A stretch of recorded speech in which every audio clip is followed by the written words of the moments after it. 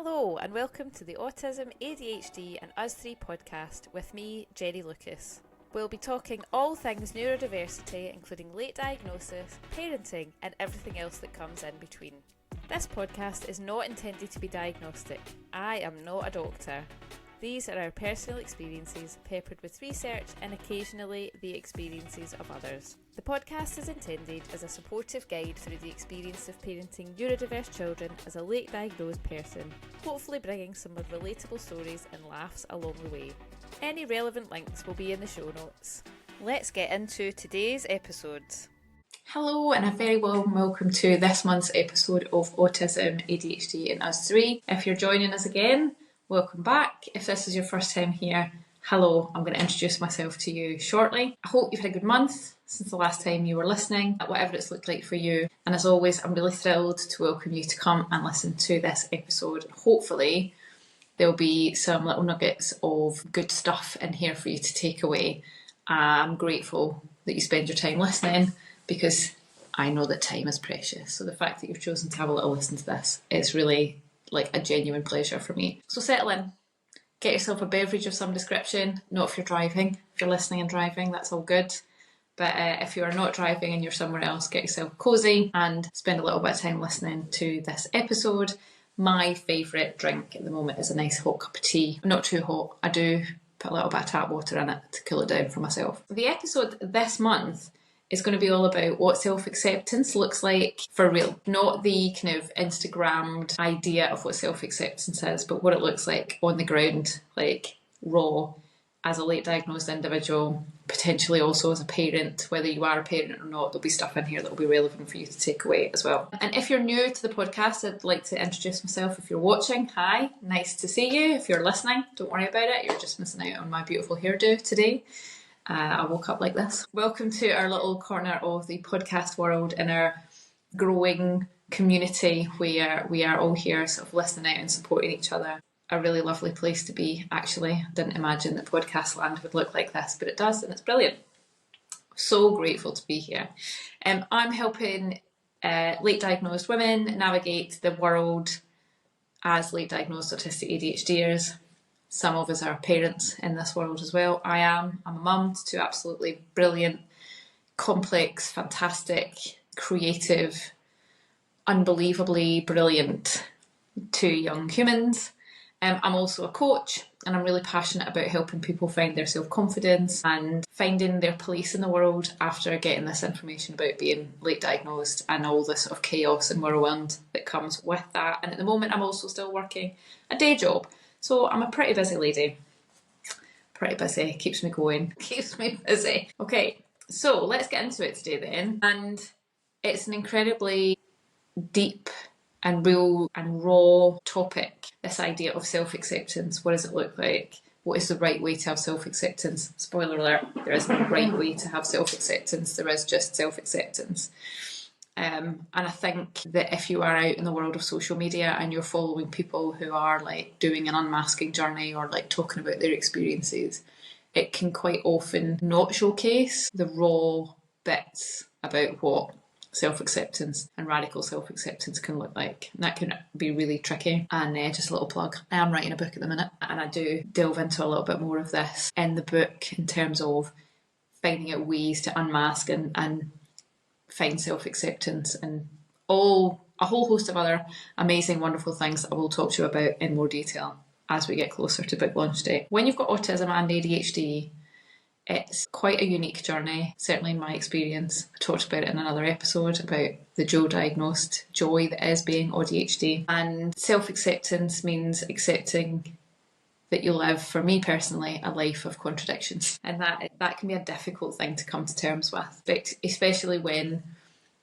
you can have like fluctuating abilities and energy levels on a daily basis.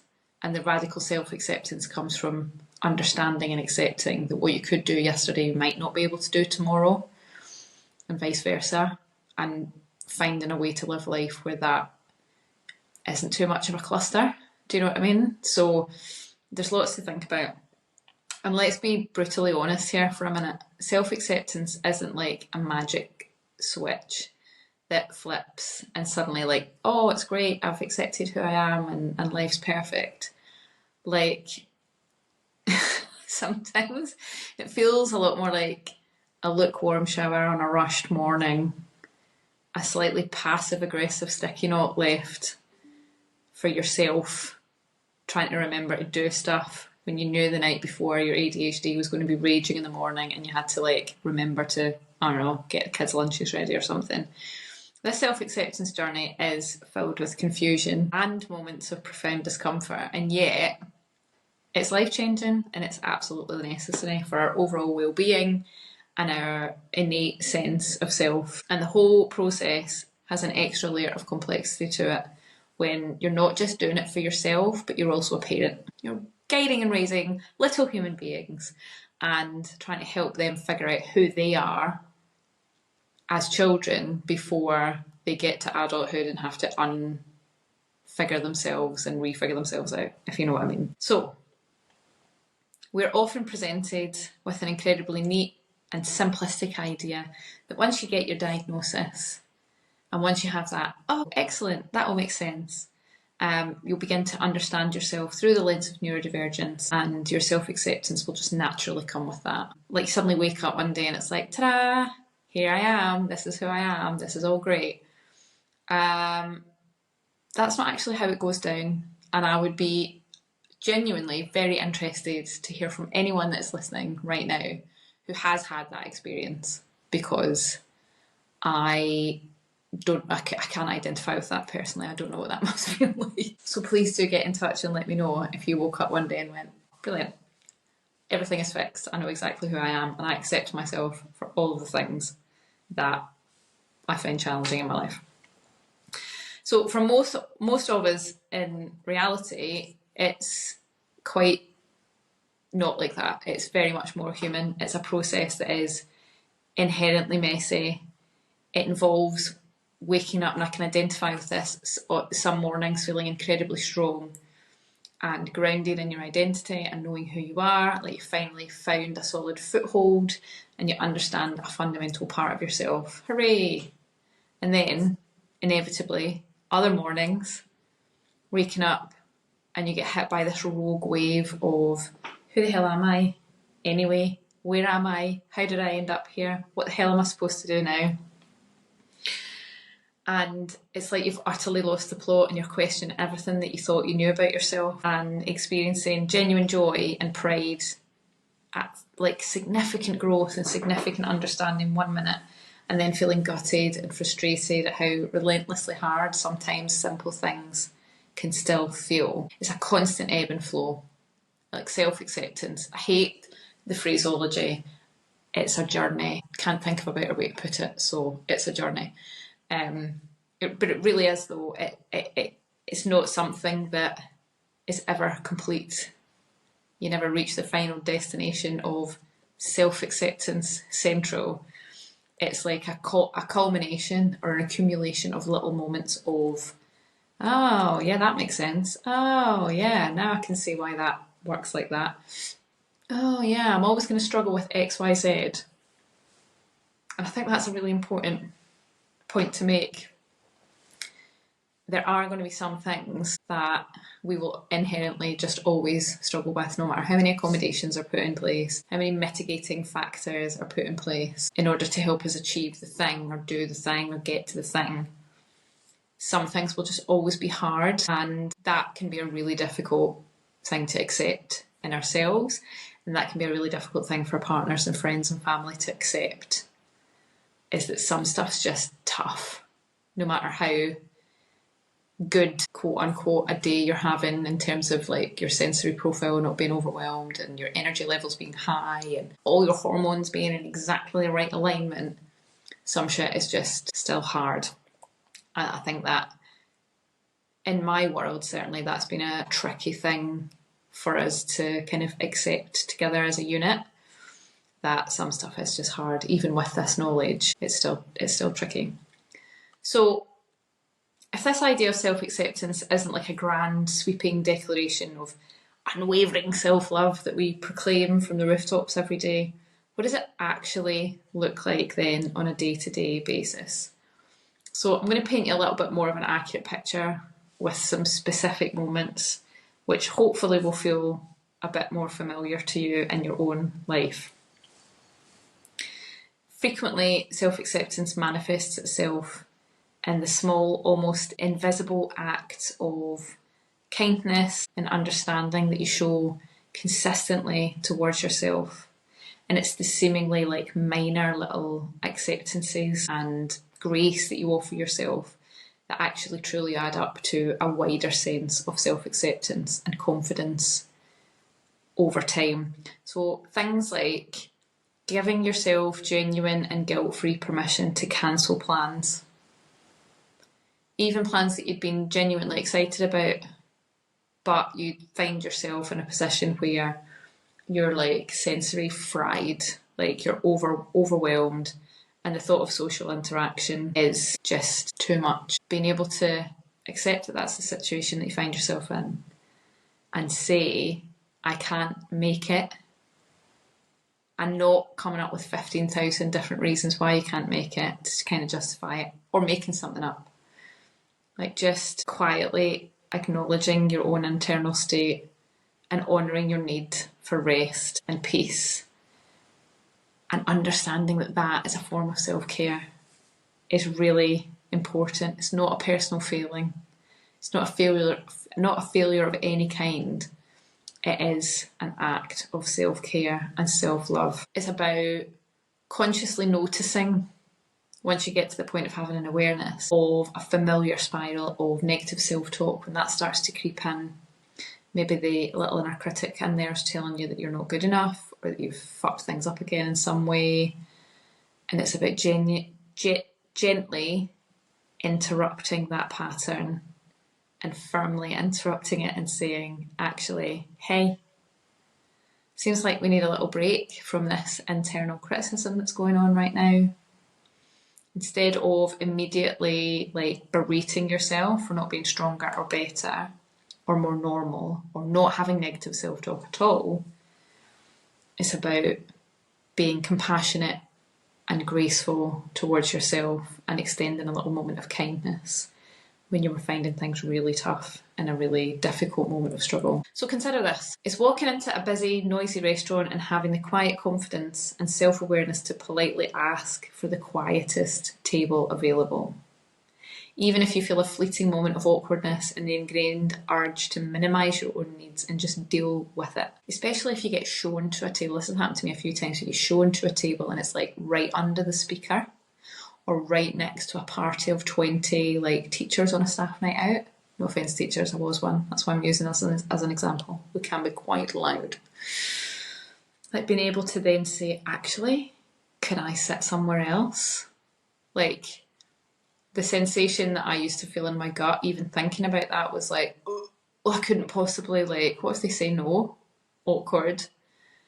But it's about pushing through that little bit of awkward to then get the accommodation that comes at the end of it. That means that the whole experience is going to be much more comfortable in the long run. Like temporary discomfort for longer term comfort, I feel like. For me, in particular, and I did this years ago, before I even realised that I was neurodivergent, making the conscious decision to have online shopping delivery, like for groceries, like for the weekly shop, instead of forcing yourself to go into the supermarket and do a shop.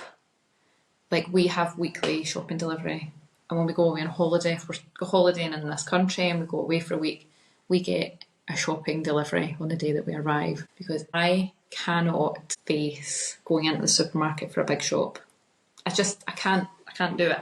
We live quite near several large supermarkets, and we'll often find ourselves in there for a wee browse, maybe pick up a packet of this or a couple of those, or we need some of this for dinner.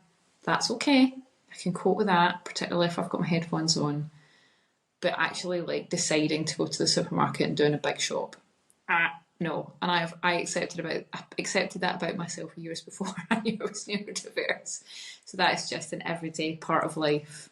Whereas my in-laws, for example, will go on a Friday religiously and do their in-person weekly shop and pick the exact things that they want. and not have to possibly deal with like the substitution issues or stuff being out of stock or whatever from getting an online delivery. I could never.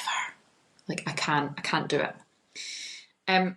So if you're also navigating this journey of self-acceptance whilst also raising children, like I am, sometimes the most profound way self-acceptance looks like allowing your children to witness you in your whole authentic state.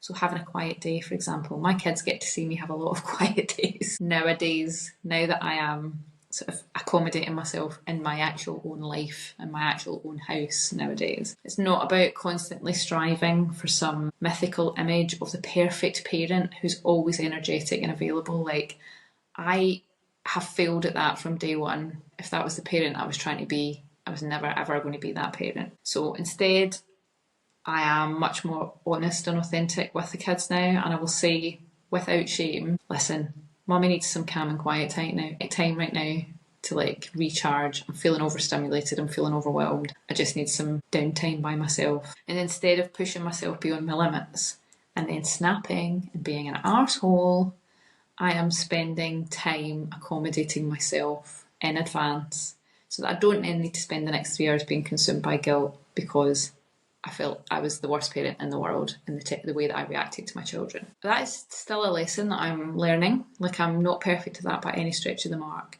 but it's really important for me to be authentic with the kids because I'm role modelling for them that it is okay for them to be authentic too. And I'm going to talk a little bit more about that a little bit later on in the podcast. So self-acceptance in its truest and most practical form looks like making the conscious choice to prioritise yourself quietly and consistently in a multitude of like small and seemingly insignificant ways throughout each day, throughout each week, often in moments when no one else is around to witness it or to offer you praise or criticism for looking after yourself. It's like a silent internal commitment that you're making to honour your own needs, respect your limits, and extend kindness to yourself, even when the world around you seems to be operating on a completely different set of rules. Like, that is so important, breaking away from societal expectation. I probably say that in pretty much every podcast episode, so if you've been listening since episode 1, I'm sorry that you're hearing this again. But it's fundamental. Breaking away from the expectations of others and the voices of others that we carry in our heads is the most radical thing that we could do for our own happiness and for our own self-acceptance in reality. So I mentioned there a few minutes ago about parenting and doing this like healing and unlearning and relearning and reparenting work for ourselves whilst we are also parenting actual real life children. So that is quite complex and can be quite emotionally charged.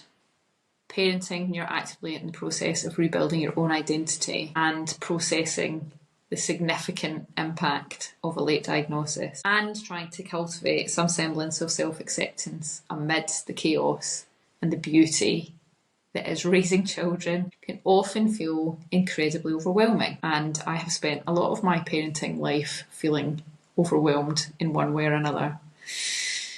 It's chaotic and energetically charged and prone to unexpected items in the bagging area, shall we say. You're essentially trying to understand and meet your own often neglected needs whilst simultaneously striving to, let's be honest, keep other human beings alive and meet their intense and ever-evolving needs. And if you're parenting SEN children in particular, I mean, that it's a lot. There's a lot going on there. There's a lot going on there. But that is where the truly transformative power of this radical self-acceptance and this real life self-acceptance absolutely lies. Because every single time you consciously choose to show your kids that it's not only okay, but absolutely necessary to rest when you need to, that having specific needs is a normal part of being human, and that asking for help is a sign of strength rather than weakness, you are gifting them something incredibly profound. You're actively giving them permission to live their own lives differently from how many of us were raised, particularly if you're listening along and you're a Gen X or a millennial, elder millennial, hello. Or even if I've got any boomer listeners out there, especially you guys, we were often taught to mask our true selves and push through discomfort by our own parents or the expectations of the adults around about us.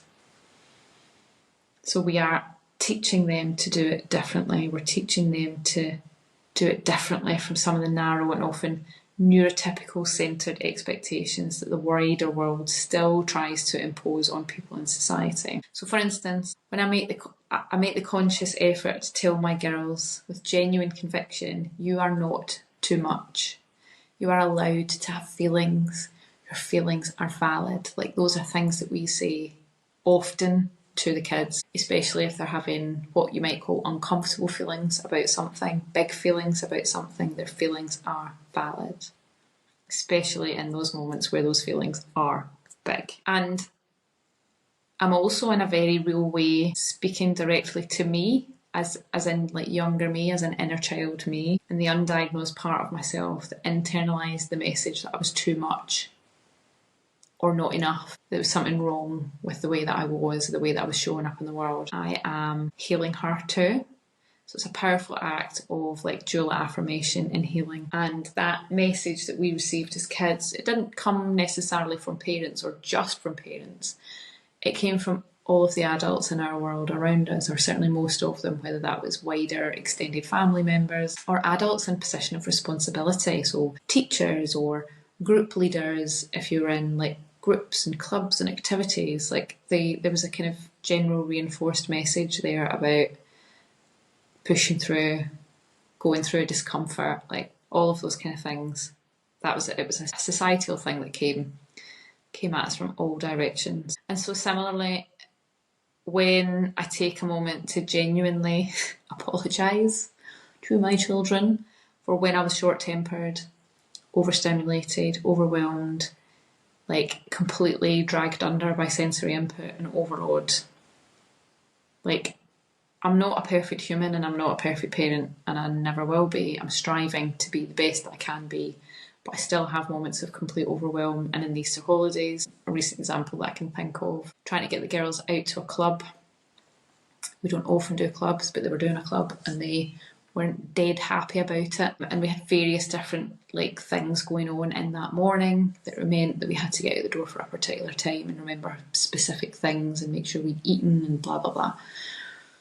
And I got really overwhelmed and ended up spending half the drive to this place yelling at them for one reason or another, and then reining it in, and then the other half of the drive apologising and talking them through what had got me to the point where I was overwhelmed and overstimulated. And although I'd rather not be that person and have those outbursts, it's important also as a valid and whole human being to explain where that's come from and take responsibility for it, to show the girls how to do it too for themselves. That's really important, that coming back and apologising and taking responsibility for it, and not just like pretending it didn't happen, sweeping it under the carpet, because that's where some real like emotional difficulties can happen for your young people, and where they will internalise that it's their responsibility to emotionally regulate you. That's not their job, and they know that, and I reinforce that with them often. Perhaps most significantly, actually, when I'm consciously advocating for my own needs in front of them in a public place. So, example given earlier, when we're out in the restaurant and I'm looking for a reasonable adjustment, like moving tables or sitting somewhere else. That is important because I'm teaching them that it's important for them to also advocate for their own needs, no matter where they are, whether they are at home or whether they're out in the world. They are learning how to set healthy boundaries for themselves. They're learning that that is not selfish and inconvenient, and they're also learning that that is a fundamental act of self-preservation and a powerful lesson in self-respect. So important. So self-respect and self-acceptance, whether you're navigating the complexities of being a parent and that alongside everything else, doesn't merely create positive ripples through your own internal world and your own inner child. It is actively and profoundly shaping the very stories that your children will inherit about who they are allowed to be in this world, that voice inside their head. We've all got one or several of the influences that we've had as children. You're helping them have a better version of that for themselves. It's got the potential to break down ingrained generational patterns of masking and self-denial and create a safe and nurturing space for them to embrace their own unique neurodivergence, to honour their individual needs without shame or apology, and to grow into their authentic selves with confidence and self-compassion. Now, if we're working hard on that as adults, you can see how profound it would be if we do that work with our children now, so they don't then have to do that work as adults, because it's just already innately in them as human beings, or at least in theory, that's what we're trying to do anyway. So I know that deep down in my bones, this journey of self-acceptance is incredibly challenging. Like, just when I think I've cracked something, nailed that, great, something else will come up and inevitably make me feel like I've taken 5 steps back. Some days it can feel really impossible. Like, you're trying to wade through thick treacle and simultaneously juggle flaming torches at the same time. And trying to remember where you put your keys. And you're carrying a significant weight of old emotional wounds and often invisible pressure from society, systemic expectations, workplace, family, familial, like running a household, if that is what you do at home, and the profound exhaustion sometimes of chronic burnout or being on the edge of chronic burnout, and the complex grief of a life lived undiagnosed and misunderstood, the ongoing mental and emotional labour of navigating a world that is largely designed for brains that are not like ours. And on top of all of that, you're trying to wholeheartedly and selflessly do better to create more understanding and accepting in the world for the next generation.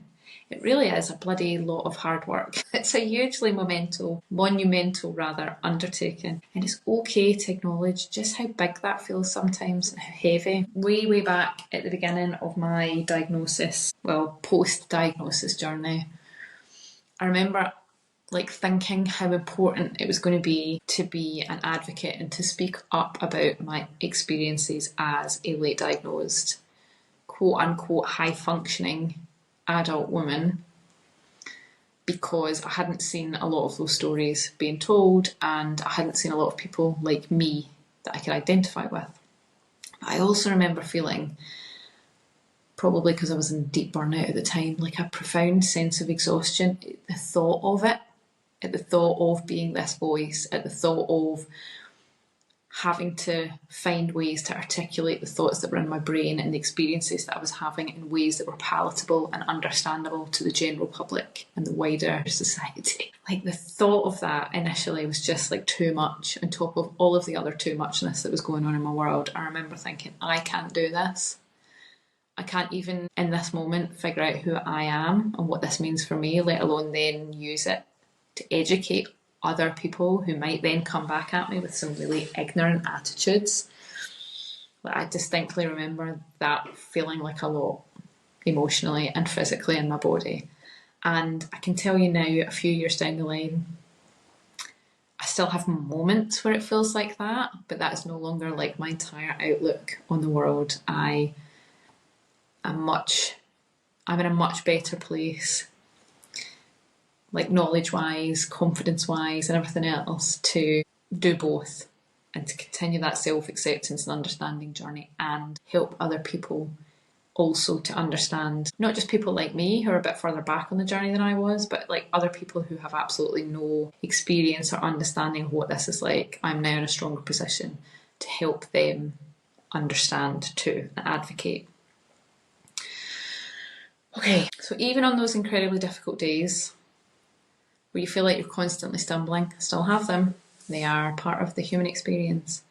When you feel like you fall down and question every step that you've taken to get to the point that you're there, the fact that you are consciously engaging in the process of trying to understand yourself more deeply and to honour your unique needs that are unique to you as an individual, and to extend even the smallest sliver of kindness towards yourself, means that you're already showing up in the world in a fundamentally different way than you were before.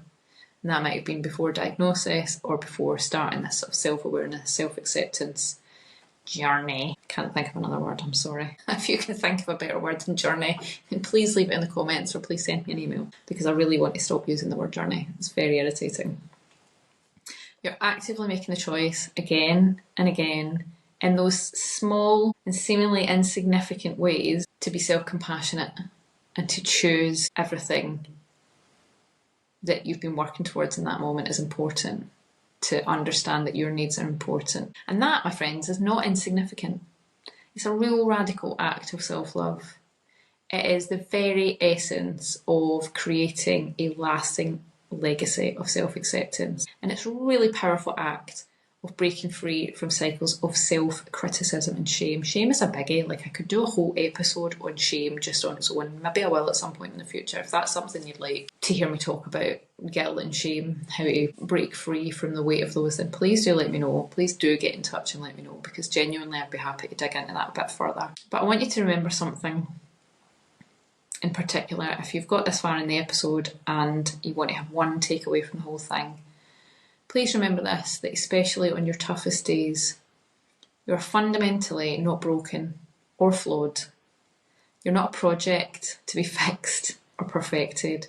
Like, the self-healing project to late diagnosed neurodivergence pipeline is like, that is strong. The Mandela effect there is wild. You are in a constant state of becoming. You are continually evolving, learning and growing into a place of deeper understanding and acceptance of your authentic self. You're learning to inhabit your own skin with more kindness, more understanding and more self-compassion. And that, in its entirety, is incredibly powerful and a profoundly beautiful thing. I said earlier on, there is not a destination that we are reaching here.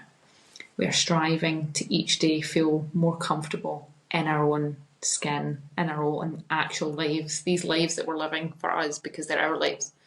We're striving for that comfort and acceptance and understanding in those spaces. So, a slightly shorter episode today. Thank you from the very depths of my neurodivergent and overthinking heart for sharing this space and being part of this conversation with me today. And if you do want to carry on a conversation with me about it, please leave a comment.